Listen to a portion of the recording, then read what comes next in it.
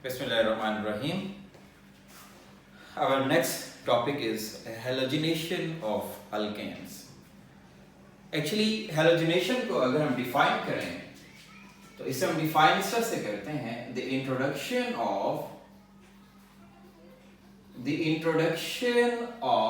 halogen group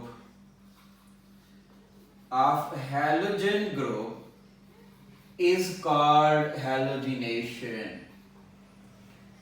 अगर आप halogen को वहां पे ऐड करते हैं, हेलोजन को अटैच करते हैं, तो उसे हम कहते हैं कि that process is termed as halogenation process.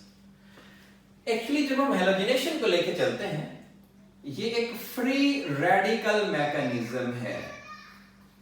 Free radical mechanism मतलब यहां पे कोई कैटाइंस नहीं बनते, एनाइंस नहीं बनते, बल्कि फ्री रेडिकल्स बनते हैं और फ्री रेडिकल्स की मदद से ये प्रोसेस प्रोसीड होता है. So that mechanism is called free radical mechanism. एक तो पॉइंट ये हो गया. दूसरा हम ये कहते हैं कि ये सब्स्टिट्यूशन रिएक्शन होता है. सब्स्टिट्यूशन रिएक्शन ये होता है, इसमें एक ग्रुप लॉस होता रहता है और दूसरा ग्रुप उसकी जगह आके अटैच होता रहता है. एक आउट दूसरा इन, दैट इज सब्स्टिट्यूशन प्रोसेस. अब जो ग्रुप हम लॉस कराते हैं, जो ग्रुप हम एलिमिनेट कराते हैं, वो ग्रुप हमारा होता है हाइड्रोजन. और जो ग्रुप हम इंट्रोड्यूस कराते हैं, इंट्रोड्यूस जब हम करते हैं, दैट इज हैलोजन. ठीक हो गया. मतलब इस सब्स्टिट्यूशन रिएक्शन में hydrogen is replaced by halogen. Hydrogen is replaced by halogen. Replaced by halogen atom. मतलब हैलोजन में हमारे पास फ्लोरीन हो सकते हैं, क्लोरीन हो सकते हैं, ब्रोमीन और आयोडीन हो सकते हैं. एस्टाटीन हमारा रेडियो एक्टिव है, इसलिए हम उसको ज्यादा कंसीडर नहीं कर रहे होते हैं. अगर हम इनकी रिएक्टिविटी पे आए कि हमारे इन हैलोजेंस की रिएक्टिविटी क्या होगी, तो रिएक्टिविटी ऑर्डर कुछ इस तरह से हमारे पास होता है. Fluorine is more reactive than chlorine, is more reactive than bromine, is more reactive than iodine. ये रिएक्टिविटी ऑर्डर है. जब भी हम मीथेन के साथ, CH4 के साथ या अल्केन के साथ जब हम ट्रीट कराएंगे इन हैलोजेंस को, इनका रिएक्टिविटी ऑर्डर ये होगा. Fluorine is more reactive and iodine is least reactive.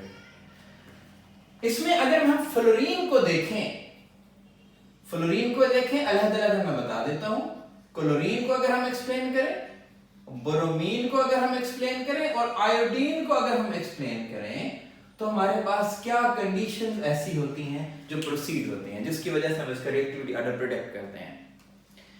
इसमें ये है कि जब हम CH4 और फ्लोरीन को आपस में रिएक्ट कराते हैं, तो ये रिएक्शन अकर्स हो जाता है इवन इन डार्क.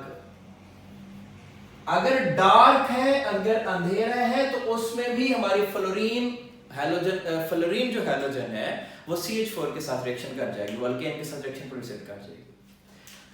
और ये इतना जो है वो फास्ट रिएक्शन होता है, ये एक्सप्लोसिव रिएक्शन होता है. दूसरे लफ्जों में ये हाईली एक्सोथर्मिक रिएक्शन होता है. हाईली एक्सोथर्मिक रिएक्शन होता है, जिसको कंट्रोल करना बड़ा मुश्किल हो जाता है. तो ये फ्लोरीन के केसेस हैं कि जब फ्लोरीन को हम ट्रीट कराते हैं तो एक्सप्लोसिव भी होता है, हाईली एक्सोथर्मिक भी होता है, और दूसरा ये कि इवन डार्क में भी ये रिएक्शन प्रोसीड हो जाता है. जब हम क्लोरीन में की तरफ आते हैं, क्लोरीन डार्क में रिएक्शन नहीं करती. No reaction in dark, no reaction in dark. हां, अगर हम इस पे सनलाइट अप्लाई कर दें, तो सनलाइट की मौजूदगी में ये रिएक्शन प्रोसीड हो जाता है. मतलब सनलाइट हमारी, क्योंकि ये एनर्जी होती है लाइट, तो थोड़ी सी एनर्जी इसे मिलेगी तो रिएक्शन प्रोसीड हो जाएगा. ये क्लोरीन की रिएक्टिविटी है. It means chlorine is less reactive than fluorine. जब हम ब्रोमीन की तरफ आते हैं तो सनलाइट अगर हम सिर्फ प्रोवाइड करें, नो रिएक्शन अकर। इसके लिए हमें टेम्परेचर भी प्रोवाइड करना पड़ता है, टेम्परेचर प्रोवाइड करना पड़ता है। टेम्परेचर प्रोवाइड करने के साथ हमें सम टाइम कैटलिस्ट भी अप्लाई करना पड़ते हैं, फिर जाके रिएक्शन प्रोसीड होते हैं। It mean that is slow as compare to chlorine.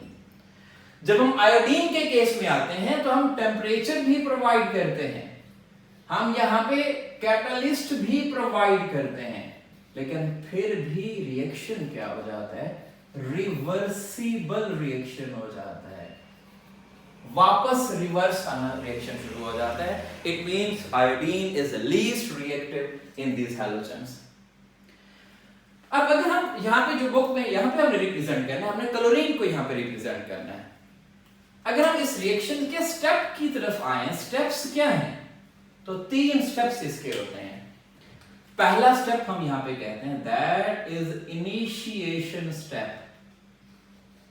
दूसरा स्टेप हमारे पास होता है प्रोपागेशन स्टेप, और जो थर्ड स्टेप हमारे पास होता है दैट इज टर्मिनेशन स्टेप। ये 4 स्टेप होते हैं जिसमें रिएक्शन प्रोसीड होता है।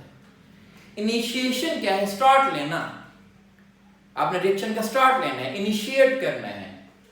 जब इनिशिएट हो जाएगा फिर वो एक प्रोपगेट हो जाएगा, एक प्रोपेगेंडा बन जाएगा, रिएक्शन लंबा हो जाएगा, चेन रिएक्शन हो जाएगा। प्रोपगेशन से जो लफ्ज निकला है चेन बन जाती है, फिर एट द एंड हमें उस रिएक्शन को क्या करना पड़ता है, स्टॉप करना पड़ता है। अगर यहाँ पे इनिशिएशन की बात करें तो हमारे पास जो क्लोरीन है, जैसे ही इस पे हम सनलाइट डालते हैं, सनलाइट डालते हैं, that chlorine is dissociated into free radicals, और जैसे फ्री रेडिकल बने हमारे कंपोनेंट एक्टिव हो जाएंगे, रिएक्शन स्टार्ट हो जाएगा। ये इनिशिएशन हमने कर दी। प्रोपगेशन ये होती है कि जैसे ही हमारे पास ये फ्री रेडिकल बना, उसने अपने आप को स्टेबलाइज करने के लिए हाइड्रोजन निकाल लिया, और जो हमारा अल्केन था उसे फ्री रेडिकल में कन्वर्ट कर दिया। अब ये चेन स्टार्ट हो जाती है प्रोपगेशन की। एट द एंड हमें स्टार्ट करना पड़ता है कि अगर 2 फ्री रेडिकल्स हैं तो हमें उन्हें आपस में मिला के रिएक्शन को कहीं ना कहीं स्टॉप करना पड़ता है, टर्मिनेट करना पड़ता है, रोकना पड़ता है, and that step is called termination step. तो इसके 3 मेजर स्टेप हो गए, इनिशिएशन हो गया, प्रोपगेशन हो गया और टर्मिनेशन हो गया। इसमें जो हमारा ये प्रोपगेशन स्टेप है, ये बड़ा एक लंबा चौड़ा स्टेप है, इसमें काफी चेन रिएक्शंस प्रोसीड होते रहते हैं। इसकी डिटेल में यहाँ पे स्टेप वाइज एक्सप्लेन करता जाता हूं कि हर एक पोजीशन पे एक हाइड्रोजन निकलता जाएगा, एक क्लोरीन ऐड होता जाएगा, हाइड्रोजन निकलता जाएगा और क्लोरीन ऐड होता जाएगा। इसमें हम ये कहते हैं, इसके भी आगे प्रोपगेशन में भी हिस्से हैं, मैं उसके स्टेप्स बना देता हूं। पहले हाइड्रोजन की तरफ जब हम आते हैं, हम ये कहते हैं कि CH4 था, क्लोरीन फ्री रेडिकल ने हाइड्रोजन निकाला और क्या बन गया, HCl बन गया। पीछे बच क्या गया हमारे पास, CH3 फ्री रेडिकल, मतलब ये CH4 था, हाइड्रोजन निकल गया, then that is free radical. जैसे ये फ्री रेडिकल बना, अब ये एक्टिव हो गया, इसने क्लोरीन मॉलिक्यूल पे अटैक करके क्लोरीन हासिल कर लिया और दूसरा जो Cl था उसे फ्री रेडिकल बना दिया। ठीक है, ऐसे समझें कि इस Cl फ्री रेडिकल का इस पे जोर चलता था, तो इससे हाइड्रोजन लेके वो भाग गया। अब इसमें इतनी पावर नहीं है कि अपना हाइड्रोजन इससे वापस ले सके, HCl से वापस ले सके, तो ये क्या करता है, उसके किसी भी न्यूट्रल मॉलिक्यूल से क्लोरीन खींच लेता है। मतलब उस क्लोरीन फ्री रेडिकल पे तो इसका बस नहीं चलता, लेकिन ये उसके न्यूट्रल मॉलिक्यूल से क्लोरीन एटम खींच लेता है। तो एक आप देखें, CH4 से हम CH3Cl पे पहुंच गए, मतलब एक हाइड्रोजन निकल के एक क्लोरीन ऐड हो गया, तो ये इसका एक पहला स्टेप हो गया, एक हाइड्रोजन निकल गया और एक क्लोरीन यहाँ पे ऐड हो गया। अगर हम इसके सेकंड स्टेप पे पहुंचते हैं, तो सेकंड स्टेप में हम ये कहते हैं कि अब हमारे पास CH3Cl है, क्लोरीन है, तो इससे हमारे पास फॉर्मेशन फिर HCl की हो गई, CH2Cl फ्री रेडिकल। देखें CH3Cl था, एक और हाइड्रोजन निकला तो ये क्या बन गया CH2Cl, CH2Cl बन गया। अब जब ये CH2Cl फ्री रेडिकल बना, ये फिर क्लोरीन मॉलिक्यूल पे अटैक करेगा और एक और क्लोरीन यहां पे आ जाएगा, तो ये हमारे पास CH2Cl2 एंड फ्री रेडिकल। अब देखें पहले स्टेप में पहला हाइड्रोजन गया, क्लोरीन आ गया, दूसरे स्टेप में दूसरा हाइड्रोजन गया और दूसरा क्लोरीन आ गया। सेम जब हम थर्ड स्टेप में हम आते हैं तो हम कहते हैं CH2Cl2 and Cl free radical, फिर एक हाइड्रोजन गया तो हमारे पास CHCl2 फ्री रेडिकल बन गया, मतलब तीसरा हाइड्रोजन यहां से लॉस हो गया। फिर यही CHCl2 free radical chlorine molecule के साथ रिएक्शन करके CHCl3 एंड Cl, मतलब क्लोरोफॉर्म की फॉर्मेशन हो गई, CHCl3 की फॉर्मेशन हो गई। ये तीसरा स्टेप। फिर जब हम फोर्थ स्टेप में हम आते हैं तो हम कहते हैं कि CHCl3 free radical formation of HCl and CCl3 radical, चौथा हाइड्रोजन भी गया यहां से, और फिर ये CCl3 फ्री रेडिकल क्लोरीन से रिएक्शन करेगा तो CCl4 और Cl free radical, that is CCl4 formation. ये चौथा स्टेप है। अब अगर यहां से प्रोपगेशन हम इधर तक लेके चलें तो टोटल 4 स्टेप्स हैं हमारे पास। ये फर्स्ट स्टेप, पहला हाइड्रोजन रिप्लेस क्लोरीन N, दूसरा हाइड्रोजन रिप्लेस दूसरा क्लोरीन N, तीसरा हाइड्रोजन रिप्लेस तीसरा क्लोरीन N एंड चौथा हाइड्रोजन यहां पे और फोर्थ क्लोरीन N, तो हमारे पास CCl4 की फॉर्मेशन होगी। फर्दर इसमें हाइड्रोजन नहीं है जो हम इसको मजीद प्रोसीड कर सकें।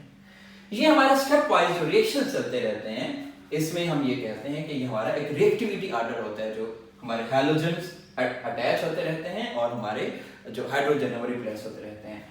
हाँ, अगर हमने स्टॉप करना हो तो फिर हम फ्री रेडिकल्स को आपस में स्टॉप कर लेते होते हैं, जो कि हमारा रिएक्शंस जो है वो हाइड्रोकार्बन से यहां से रिलेटेड आ जाते हैं।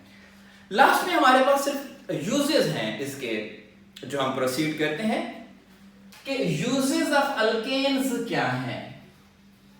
यूजेस ऑफ अल्केन्स ये बड़े सिंपल से ये है कि हम कहां इनको अप्लाई कर सकते हैं, कहां इन्हें यूज कर सकते हैं। एलिमिनेटिंग गैसेस के लिए अगर हमें प्रोसीड करना है, एलिमिनेटिंग गैसेस, ठीक है, इसके लिए भी हम हाइड्रोकार्बन या अल्केन्स जो है वो यूज करते हैं। इसके अलावा अगर हमने सॉल्वेंट्स की फॉर्मेशन करनी है, सॉल्वेंट्स हमारे पास क्या है, जैसे क्लोरोफॉर्म है CHCl3, इसकी फॉर्मेशन करनी है या CCl4 की फॉर्मेशन करनी है, तो उसके लिए भी हम अल्केन्स जो हैं इन्हें हम यूज करते हैं। इसके अलावा अगर हमने अल्कोहल वगैरह, मिथाइल अल्कोहल है, उसकी प्रिपरेशन करनी है, तो उसके लिए भी हमें अल्केन्स का सहारा लेना पड़ता है। अगर हमने फर्टिलाइजर्स जो हैं, फर्टिलाइजर्स हमने प्रोड्यूस करने हैं, तो उसके लिए भी हमें अल्केन्स जो हैं उनका सहारा लेना पड़ता है। और अगर हमने इंक वगैरह प्रोड्यूस करनी है तो उसमें भी हमें इन अल्केन्स का सहारा लेना पड़ता है। ये था हमारा आज का टॉपिक, जिसमें हमने हैलोजिनेशन, ये लॉन्ग क्वेश्चन के पॉइंट ऑफ व्यू से भी इंपॉर्टेंट है, और हैलोजिनेशन में सब्स्टिट्यूशन रिएक्शन हमने देखे और लास्ट में हमने उसके यूजेस देखे। Thank you very much.